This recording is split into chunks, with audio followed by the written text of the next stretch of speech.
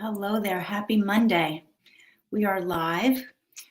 We're going to start a conversation in just a moment as people are joining on. A conversation about feeling really stuck in stress, feeling like no matter what you try, you continue to feel overwhelmed, burned out, that there are things that drive that. That's what I want to really share with you tonight, is that there are things that drive that stuckness, that feeling of always being stressed.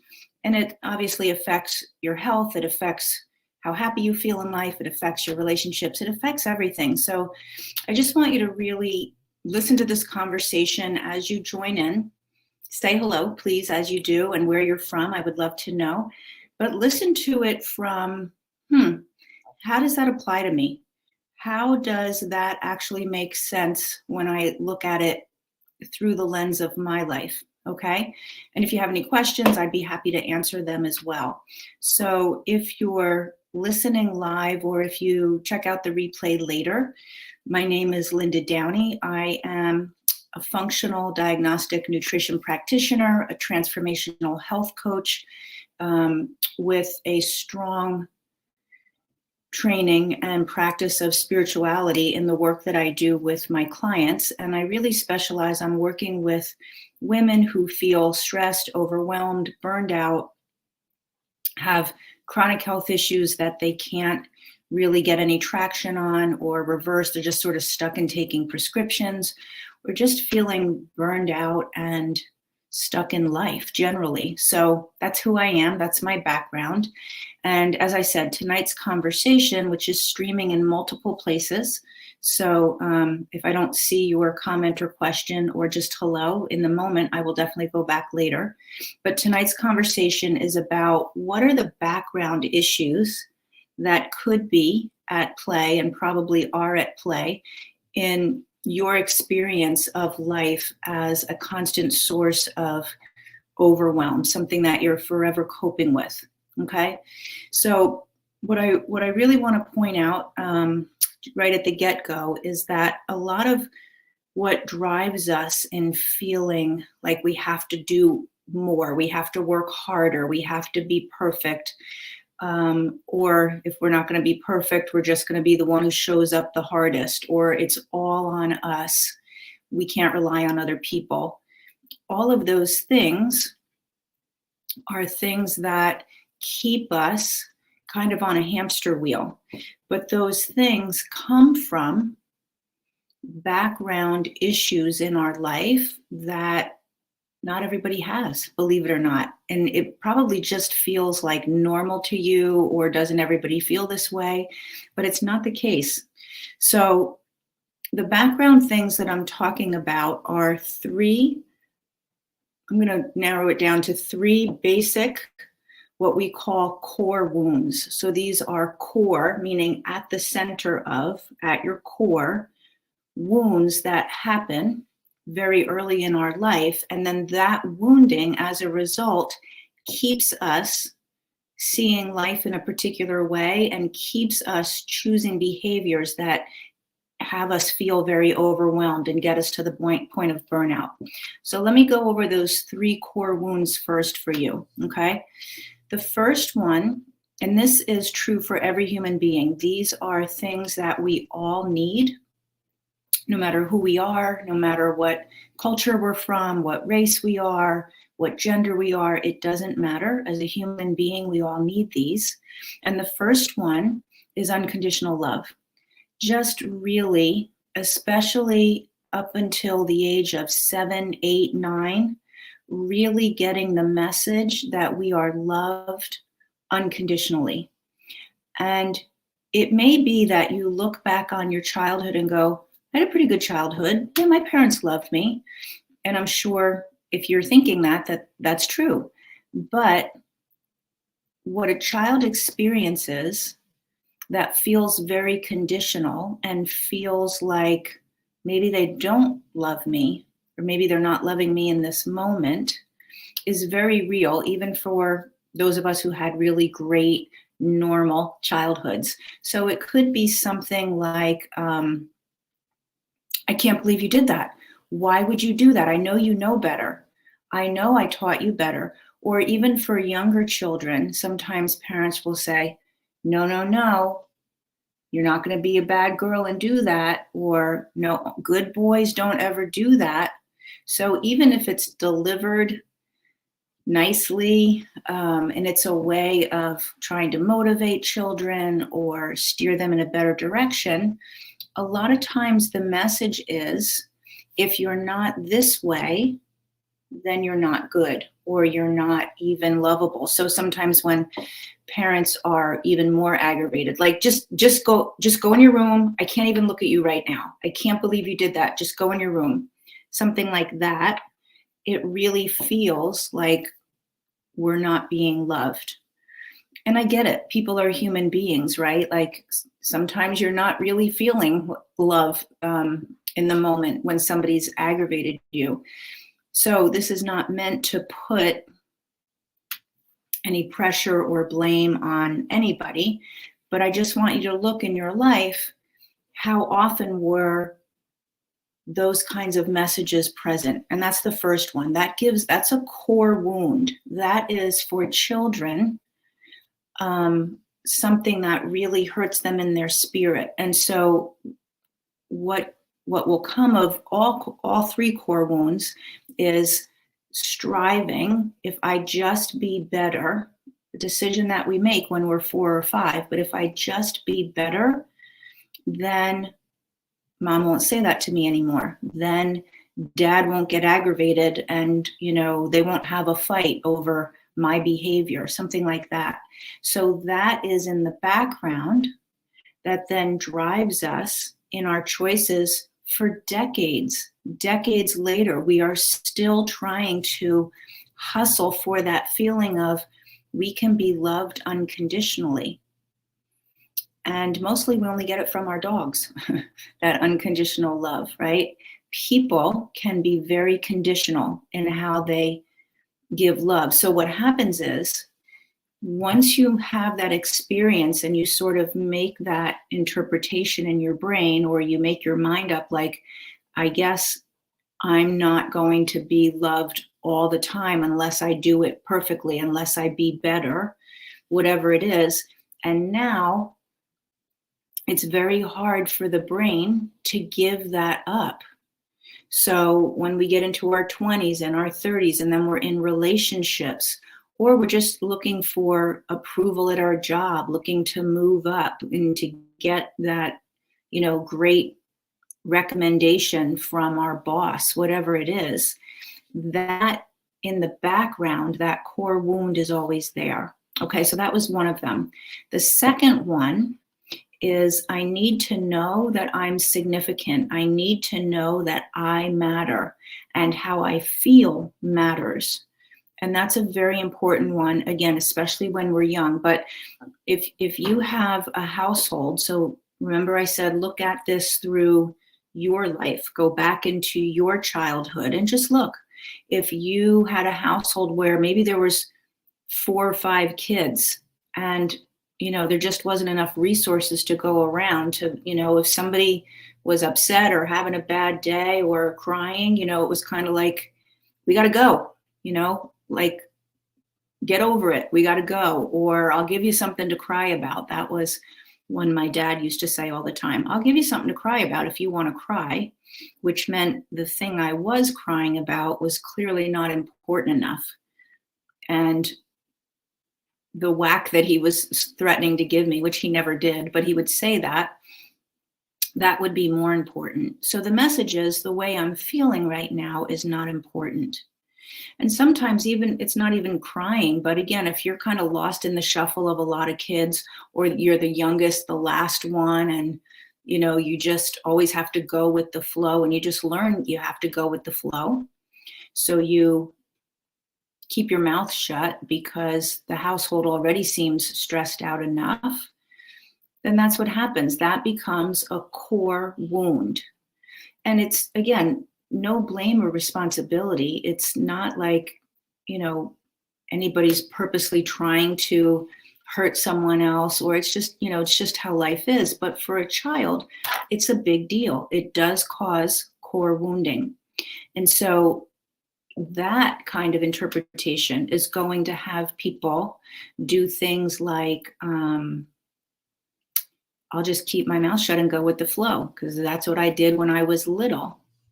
Oh, hi, cats too.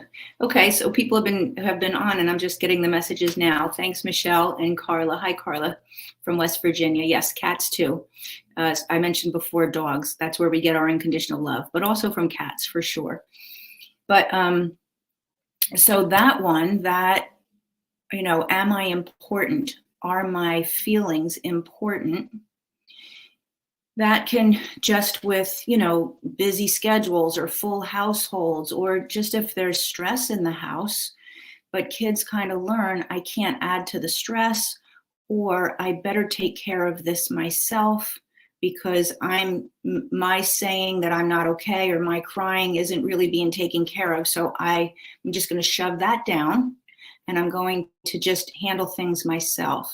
And then that becomes a pattern for decades. So 30, 40 years later, we're exhausted and overwhelmed because number one, we have a ton of shoved down emotions, which could be a whole nother conversation. But what I'll just say for tonight's conversation is those emotions that never got expressed, I call it their 15 minutes of fame. Emotions just want to be expressed, show up, get their 15 minutes of fame, and then they'll move through.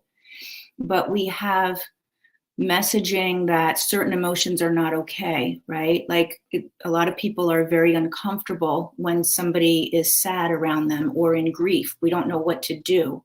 So we kind of try to talk through it, or, don't be sad, it'll be okay. Well, no, maybe they need to be sad for a little while, for as long as they need to be, or anger.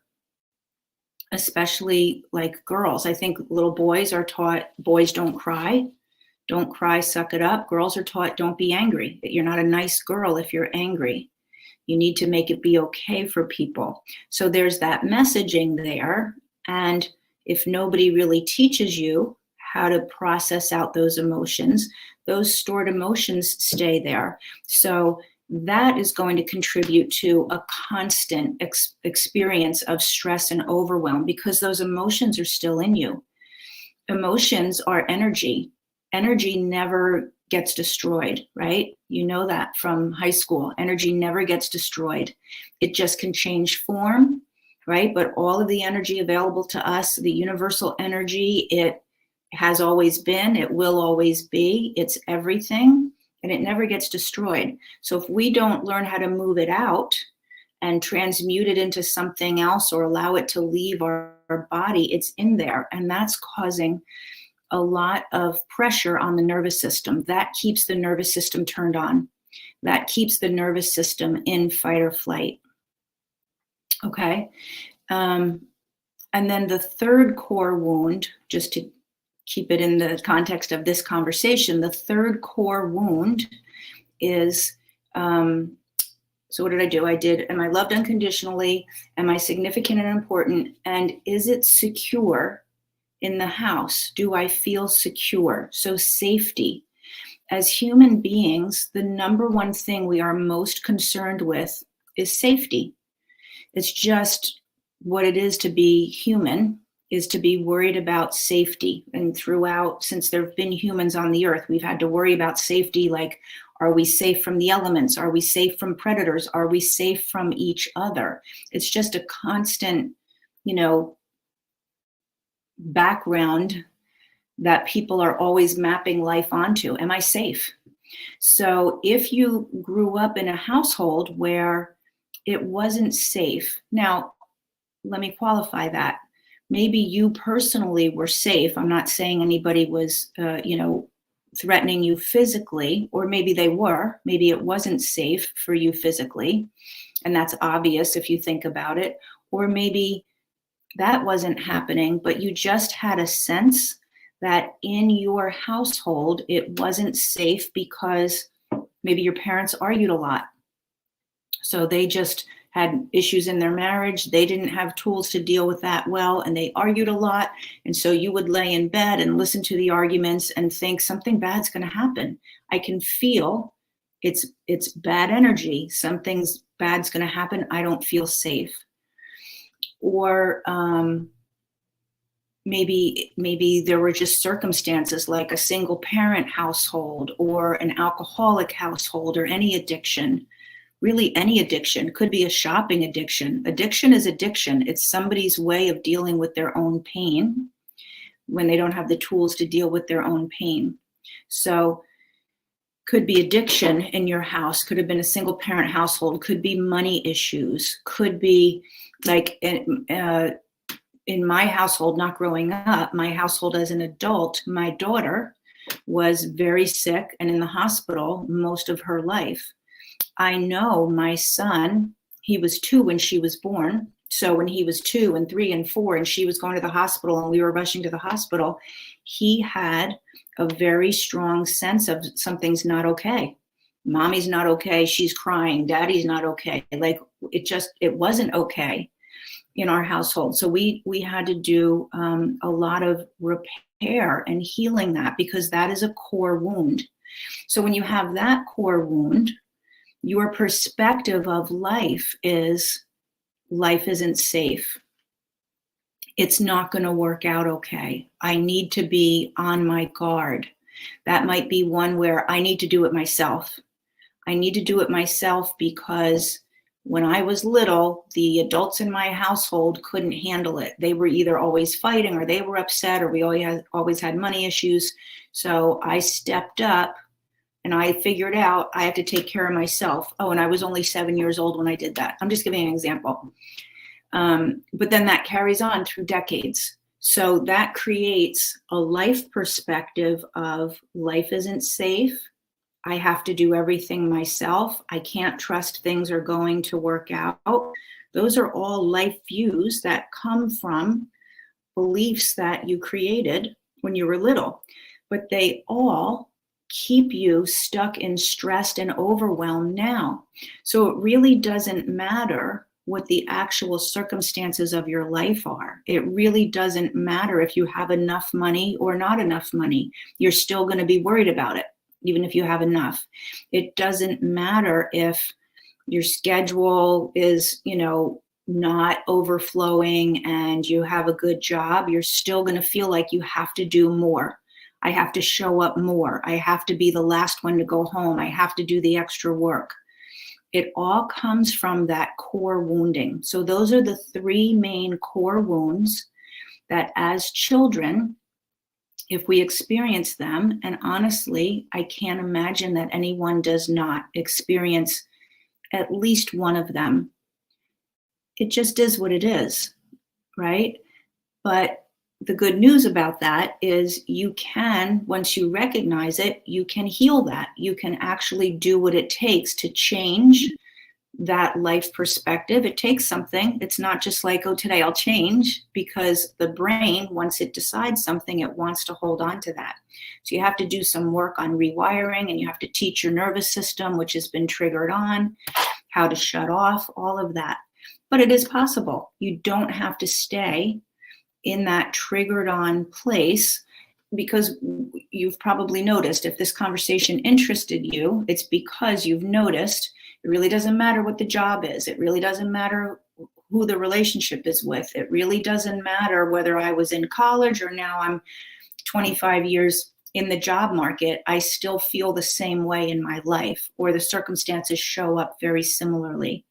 And that's why, because the common denominator is you and your original experiences and how you related to them and how you perceive them. And that perception is carrying with you, you're carrying it into every job and relationship ongoingly since then. Okay, until you learn how to actually dismantle that. So, and that's the work that I do. If you've been following me, if you're in, I don't know, wherever you might be seeing this, but if you're in my group or on my page, you'll see, as I share different client experiences, that people say things like, my whole life changed. It's kind of like going from watching a black and white TV to watching a TV in color. It's like, whoa, like I actually can see things in a completely different way that I didn't have before, as a possibility to see things in that way. And I can release some of these beliefs. So if you have any questions like how do you do that or any comments about your own life, please drop them. I'm happy to go back later and answer them. But if you really are feeling like you've been stuck in that kind of experience, I just want you to know it's not about time management. It's not about delegating better.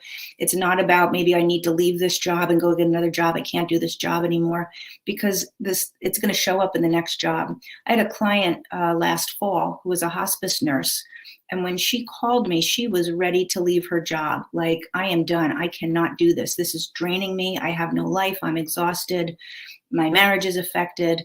And probably 7 weeks into our work together, typically, there's a lot of ways that I work with people, but my main program is a 3-month program. And about 7 weeks in, she was like, I don't think I have to leave this job. And she didn't want to leave because she actually loved nursing.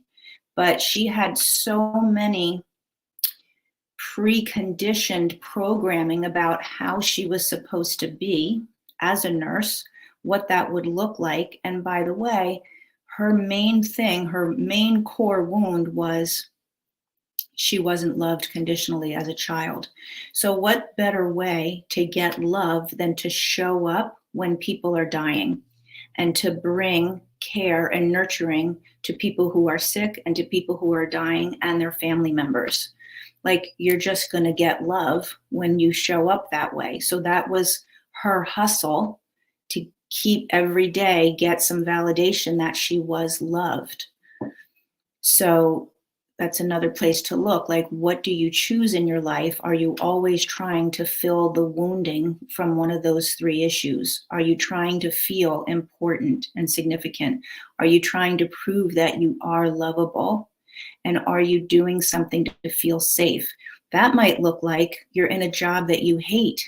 You hate it, but you have such an issue around safety that you won't stop and choose and find something else because you'd rather be safe hating what you're doing than maybe take a chance on something else that's unknown where you're not going to feel safe, maybe during a transition, but you'd be happy if you were able to do that and make that transition. But the safety is more important. So you spend your life unhappy, but secure. And we can say the same thing about relationships. Not happy in relationships, but at least he doesn't hit me. At least I have a roof over my head. We don't talk to each other. We're not connected at all, but at least I have a place to live, right? So opting for the safety rather than what would really make you happy, because that core wounding of not feeling safe is such a strong driver and motivator. So, yeah. So I hope that makes sense. If you're listening, I always appreciate when you listen in on these lives every week. And if you have any comments, I love to get those too. So I'm just going to say thank you for listening in. I'll look later to see if there's anything I can answer for you. And I'm sure I'll see you again this week. And if you have any questions that you want to just talk to me personally about, or you want to know a little bit more about that kind of work, just because you're exhausted or your health just can't get better because you have these background motivations that you don't know how to get over, definitely just reach out to me and I'm happy to give you some information about that. Okay. All right. Have a great rest of your day, wherever you're at, rest of your evening, and I will see you again this week. Take care.